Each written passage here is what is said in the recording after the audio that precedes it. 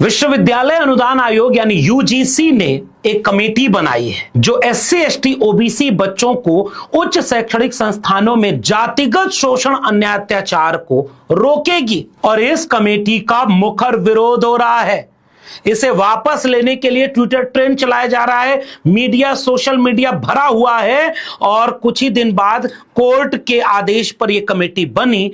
हो सकता है कोर्ट के आदेश से रुकवा दिया जाए और सरकार चुपचाप तमाशा देख रही है और विरोध करवा रही है। मैं बात कर रहा हूं उच्च शिक्षण संस्थानों में जातिगत भेदभाव रोकने के लिए बनाई कमेटी के निर्देश का। लेकिन इस देश के एससी एसटी ओबीसी को शायद ये पता ही नहीं कि उनके बच्चों के लिए कोई कमेटी बनाने का प्रावधान यूजीसी ने किया है जिसका सामान्य वर्ग के लोग विरोध कर रहे हैं। पता ही नहीं होगा उन्हें, क्योंकि वो धर्म बचाने में व्यस्त होंगे। बात शुरू करूं उसके पहले आपको थोड़ा सा इतिहास के पन्ने में ले जाता हूं। अगर आपने मेरी किताब प्रोफेसर की डायरी पढ़ी होगी और उसके शुरुआती पन्ने में समर्पण वाला पेज देखा होगा तो लिखा है उस पे कि रोहित वेमुला और उन जैसी मार दी गई अनगिनत संभावनाओं के नाम। प्रोफेसर की डायरी शिक्षा बचाने की एक चिंता के साथ लिखी गई एक ऐसी किताब है जिसे शिक्षा के लिए कलम और किताब में यकीन रखने वालों को पढ़नी चाहिए। लिंक कमेंट बॉक्स में मिल जाएगा। रोहित वेमुला के नाम क्यों समर्पित की थी पता है? इसी किताब के पेज नंबर 79 पर एक चैप्टर है 17 जनवरी 2016 रोहित वेमुला की शहादत।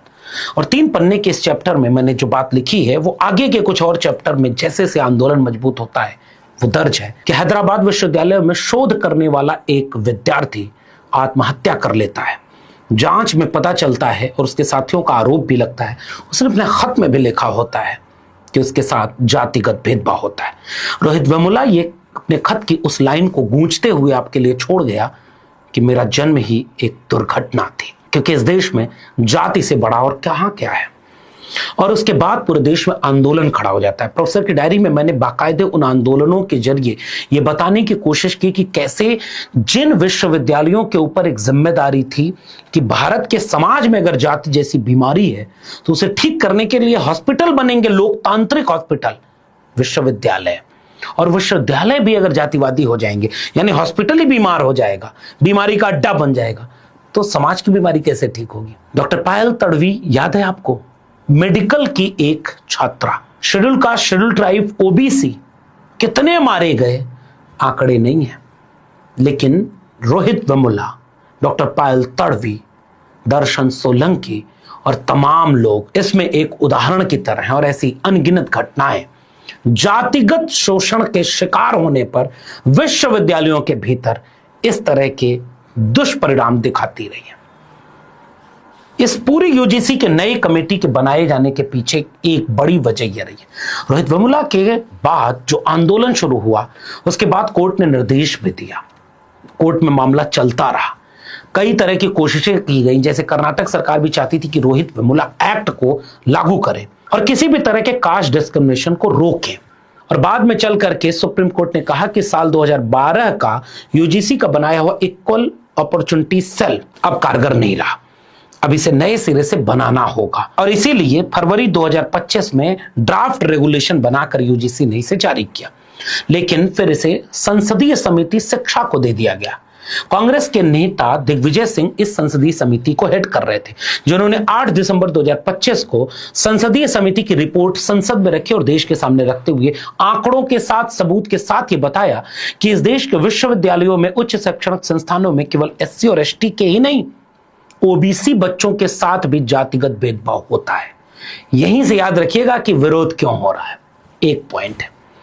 और एससी एसटी ओबीसी के बच्चों के साथ भेदभाव होता ही नहीं, बढ़ रहा है। इसलिए यूजीसी को और सख्त कमेटी बना करके भेदभाव रोक करके समानता और न्याय शैक्षणिक संस्थानों में सुनिश्चित करना पड़ेगा।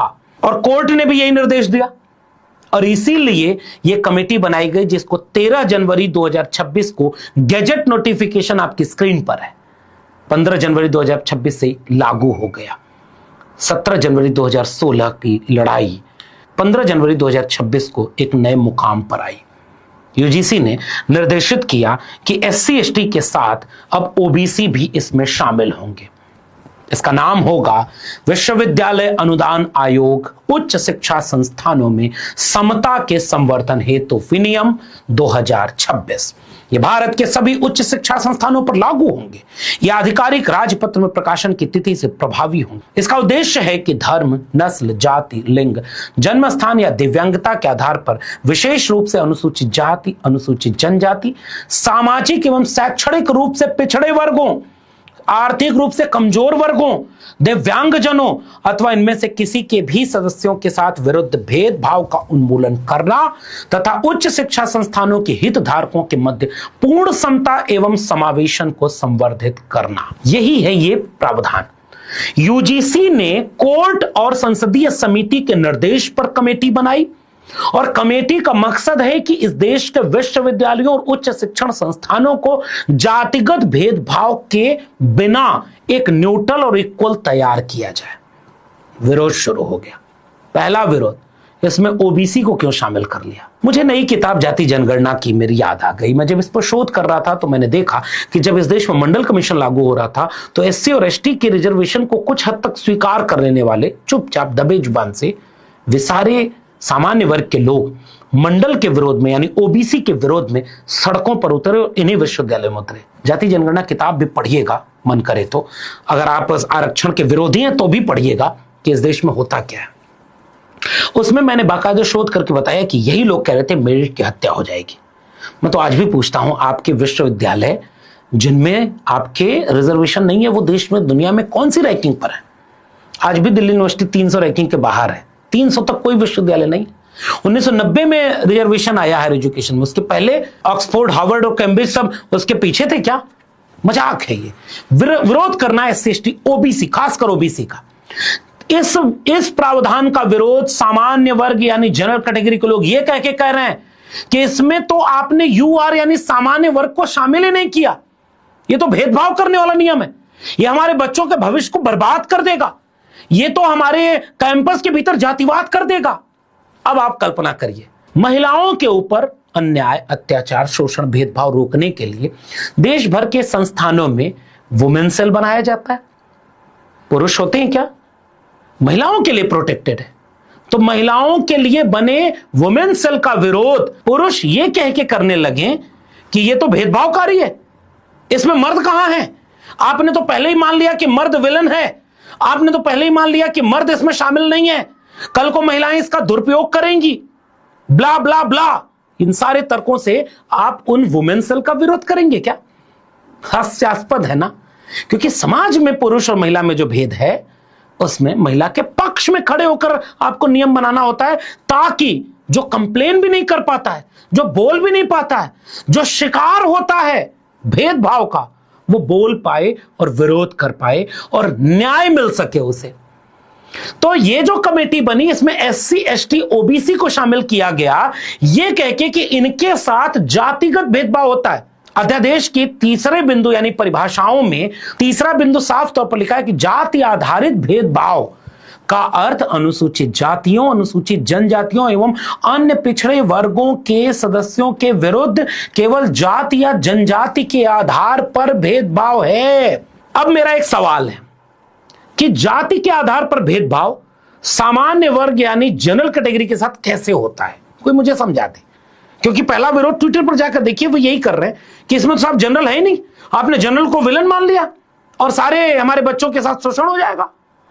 मैं जानना चाहता हूं कि एक ब्राह्मण बच्चे का, एक क्षत्रिय बच्चे का, एक वैश्य बच्चे का कैसे जातिगत भेदभाव होता है, उसके साथ कैसे उत्पीड़न कोई करेगा, क्या कहेगा, कौन सी गाली देगा जो ब्राह्मण के खिलाफ है या क्षत्रिय के खिलाफ है या वैश्य के खिलाफ है, या क्या कह करके उसको नंबर कम देगा, ए तू इस जाति का है। विश्वविद्यालय में आज भी जहां 97% इन्हीं जातियों के लोग प्रोफेसर हैं, प्रिंसिपल हैं, वाइस चांसलर हैं, सारी नौकरी यही दे रहे हैं, सारा NFS यही कर रहे हैं। 99% NFS केवल SC/ST OBC का होता है। अपवाद में कभी कभी जब दो लोग झगड़ा कर लें, इसको भी मैंने प्रोफेसर की डायरी में यह बात लिखी है, तब जाके UR पर NFS होता है। वो लोग कह रहे हैं कि हमारे बच्चों के साथ शोषण होगा क्योंकि हमारे बच्चे इसमें शामिल नहीं है। तो कैसे शामिल होते हैं, मतलब क्या करते हैं? दूसरी बात कि जब ये कहा गया एससी एसटी ओबीसी, तो ये भ्रम फैला रहे हैं वे कि अगर ओबीसी बच्चा एससी का भेदभाव करेगा तो इस पर कार्रवाई नहीं होगी। झूठ है ये। एक शेड्यूल कास्ट का, एक शेड्यूल ट्राइब का बच्चा अगर जाके शिकायत करता है कि मेरे साथ ये जातिगत उत्पीड़न हुआ है, तो कमेटी उसकी जांच करेगी, कमेटी उसको न्याय देगी। ये झूठ फैलाया जा रहा है और एससी एसटी ओबीसी तो धर्म बचाने में लगा है। गजट नोटिफिकेशन के 5वें बिंदु समान अवसर केंद्र के 6ठे पॉइंट में लिखा हुआ है कि समता समिति का गठन इस प्रकार होगा। पहला, संस्थान प्रमुख पदेन अध्यक्ष होंगे। दूसरा, उच्च शिक्षा संस्थान के 3 प्रोफेसर संकाय, वरिष्ठ संकाय सदस्य होंगे। फिर एक कर्मचारी सदस्य होगा, 2 नागरिक समाज के प्रतिनिधि सदस्य होंगे, 2 छात्र प्रतिनिधि और 1 सचिव होगा। और उसके अगले पॉइंट में लिखा है कि समिति में अन्य पिछड़े वर्ग, दिव्यांगजन, अनुसूचित जाति, जनजाति और महिलाओं का प्रतिनिधित्व होना चाहिए। कमेटी रिपोर्ट बनाएगी, कमेटी जांच करेगी। प्रिंसिपल, वाइस चांसलर किस जाति के हैं सबसे ज्यादा, पूछ दूं, बुरा लगता है ना? वो पदेन अध्यक्ष है इसमें, और आप कह रहे हो कि उसमें जांच में वो शामिल ही नहीं होगा। आपके बच्चों पर झूठा कंप्लेन होगा और उनको गुनहगार साबित कर दिया जाएगा। ऐसा नहीं है। अगर आपके समाज में कोई बुराई जाति के आधार पर है तो संस्थान में भी आ गई, और इसी वजह से इस कमेटी का फॉर्मेट इस तरह रखा गया है। दूसरा विरोध ये कर रहे हैं वे कि झूठी शिकायत और दुर्भावनापूर्ण शिकायत वाला प्रावधान हटा दिया गया। अब इस पर आप बात कर सकते हैं कि कोई और सख्त तरीके से क्या इसमें डाल सकते हैं कि कोई झूठी कंप्लेन ना करे। इसी के साथ एक बिंदु सबसे ज्यादा शोर से उठा रहे हैं ये कि इसका दुरुपयोग होगा और सामान्य वर्ग के बच्चों के साथ भेदभाव होगा। अब मजाक तो मैं क्या कहूं, उसका क्या जवाब देना। कई यूट्यूबर और सवर्णों के आईटी सेल के जो जिनके महबूब नेता मोदी जी हैं, वे कह रहे हैं कि अगर किसी सामान्य वर्ग की लड़की को कोई ओबीसी जाकर प्रपोज किया, दलित प्रपोज किया, मना कर देगी तो कमेटी में जाकर उसे फंसा देगा। कमेटी का फॉर्मेट अभी आपको दिखाया ना, इस कमेटी के फॉर्मेट के बाद भी कोई फंसा देगा। कितनी हास्यास्पद बात है। दूसरी बात, दुरुपयोग होगा इसका। महिलाओं के लिए बनाए गए कानून का दुरुपयोग नहीं होता, यूएपीए का दुरुपयोग नहीं होता क्या? आतंकियों के लिए बनाए गए कानूनों के आधार पर पत्रकार, शोधार्थी और प्रोफेसर जेल में हैं। दुरुपयोग कौन सा कानून ऐसा है जिसका नहीं हो सकता? सारे कानून बंद कर दो फिर। लेकिन आप जानते हैं कल्चरल हेजेमनी जिसकी होती है ना, सामान्य वर्ग, मुट्ठी भर लोग वही मीडिया में बैठे हैं, वही सोशल मीडिया पर लाखों ट्वीट करा चुके, अब यूट्यूब पर वीडियो बनवा रहे हैं, टीवी पर खबरें चलवाएंगे, कोर्ट जाएंगे, उन्हीं के अपनी बिरादरी के लोग बैठकर उस पर फैसला दे देंगे। और एससी एसटी ओबीसी को पता ही नहीं कि आपके बच्चों को संस्थान में भेदभाव से रोकने के लिए एक शानदार कमेटी बनी, और यह कमेटी दिग्विजय सिंह वाली अध्यक्षता की उस संसदीय समिति की रिकमेंडेशन और सुप्रीम कोर्ट के निर्देश पर बनी है, जो ये कह रहा है आंकड़ों के साथ कि इस देश के विश्वविद्यालयों में एससी एसटी ओबीसी तो कहीं है ही नहीं।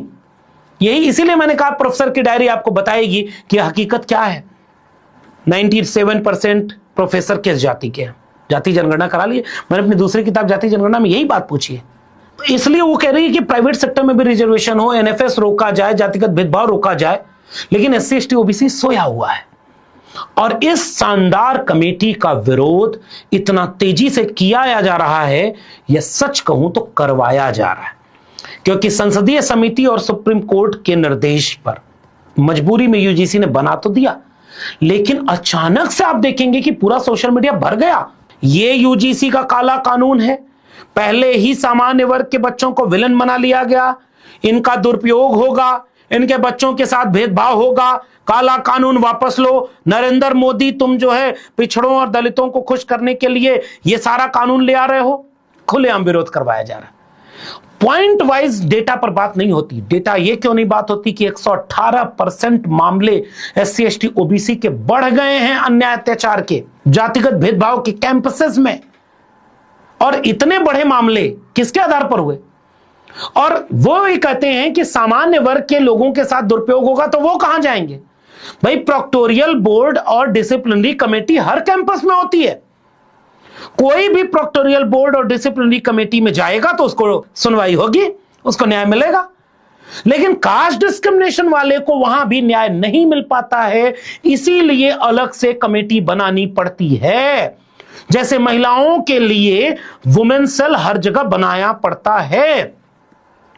अब इतनी भी बात अगर किसी को न समझ में आए तो इसे कहते हैं हेजमनी। बीजेपी विरोध करवा रही है, बीजेपी कह रही है कि मजबूरी में देखो लाना पड़ा है, अब तुम लोग खुल के इसके खिलाफ विरोध करो, कोर्ट चले जाओ, रुकवा दो कोर्ट से, फिर ना रुके तो हमसे कुछ करवा लो और तुम्हें खुश करने के लिए बाद में हम कुछ और दे देंगे। इतना बड़ा खेल इसके पीछे खेला जा रहा है। और सबसे बड़ी त्रासदी यह है कि जिन पिछड़ों, जिन दलितों, जिन आदिवासियों के लिए यह बनाई गई है वे समर्थन भी नहीं कर पा रहे इसका, उनको पता ही नहीं है, क्योंकि उनके लिए कोई कथावाचक उनके गांव में पहुंचा होगा कथा सुनाने, उनके लिए शंकराचार्यों और धर्मगुरुओं की झगड़े को लाइव टेलीकास्ट करवाया जाता है, उसमें उलझे होंगे बेचारे कि शंकराचार्य वो हैं कि नहीं है, उसी में बेचारे परेशान है। दुख, दर्द, बीमारी, बदहाली, अनपढ़ता इतनी ज्यादा है कि या तो वो हॉस्पिटल में लाइन लगाए हैं, या मजदूरी कर रहे हैं, या जो धर्म बचाने गए। और जिनको पता है कि ये कानून क्या है वे विरोध कर रहे हैं, मुखर विरोध। विरोध करने वाले सारे लोगों का टाइटल एक बार देखिएगा, सारे लोगों का टाइटल, सब कौन है? ये होती है कल्चरल हेजेमनी। और ये सारा खेल बीजेपी खेल रही है। आपको याद है SC/ST एट्रोसिटी प्रिवेंशन एक्ट आया तो सड़क पर उतर करके लड़ना पड़ा, तब वो अधिकार बचा था, उससे थोड़ा सम्मान बचा है। उसी तरह से विश्वविद्यालयों में आपके बच्चों को रोहित वेमुला, पायल तड़वी, दर्शन सोलंकी न बनना पड़े, इसलिए ये प्रावधान किए गए, लेकिन उसका विरोध इतना बड़ा हो रहा है और करवाया जा रहा है, आपको पता ही नहीं। क्या इस प्रावधान को गजट नोटिफिकेशन से पढ़ा आपने? क्या इसके तर्कों को पढ़ा आपने? क्या आपने दिग्विजय सिंह की समिति की, संसदीय समिति की उस रिपोर्ट को पढ़ा जिसने इसके आंकड़ों के साथ बात की थी? कोई भी जनरल कैटेगरी का विश्लेषक ये नहीं बताएगा, वो ये बताएगा कि भेदभाव हो रहा है और कल को जितने जनरल कैटेगरी बच्चे हैं साजिश के शिकार होंगे। मैंने कमेटी का फॉर्मेशन बता दिया कि उसमें भी निर्णय लेने वाले कौन लोग होंगे। इसके बाद भी इस देश में आज तक ये कबूल नहीं हो पा रहा, जिस देश में आज तक आरक्षण को स्वीकार नहीं किया गया, आज भी बर्बादी की जड़ उसी को बताया जाता है। जिस देश में जाति को नहीं स्वीकार किया गया, मेरी किताब जाति जनगणना इसी बात को कह रही है, उस देश में इस तरह की कमेटी को क्या ही कोई स्वीकार करेगा। इससे ज्यादा बड़ी चिंता मुझे यह है कि जिनके लिए, जिनके बच्चों के भविष्य को बचाने के लिए कमेटी बनी है, वे सो रहे हैं या उनके बुद्धिजीवी भी चुप हैं। फैसला उनको करना है कि उनके बच्चों का भविष्य क्या होगा। और सत्ता समीकरण में जो ताकतवर है वो लाखों ट्वीट इसके विरोध में सोशल मीडिया पर करवा चुका है, बिना आपको ये बताए कि इस कमेटी में हकीकत में क्या है। और सोने वाले या धर्म बचाने वाले कहीं और मशगूल हैं। आपको ये वीडियो पसंद आई हो तो मैंने अपनी जिम्मेदारी निभाई, आप इस वीडियो को शेयर करिए ताकि कुछ तो जागरूकता फैले। फिलहाल इस वीडियो में इतना ही। मेरे चैनल को सब्सक्राइब नहीं किया तो जाते तो चैनल को सब्सक्राइब कर लीजिएगा, बेल आइकॉन दबाएंगे तो ऐसी वीडियो की सूचना मिलेगी, ज्वाइन करेंगे तो मैं ताकत और हिम्मत मिलेगी। अगर आप इस वीडियो को ट्विटर या फेसबुक पर देख रहे हैं तो हमें फॉलो करना मत भूलिएगा। फिर मिलेंगे, तब तक के लिए बहुत बहुत धन्यवाद।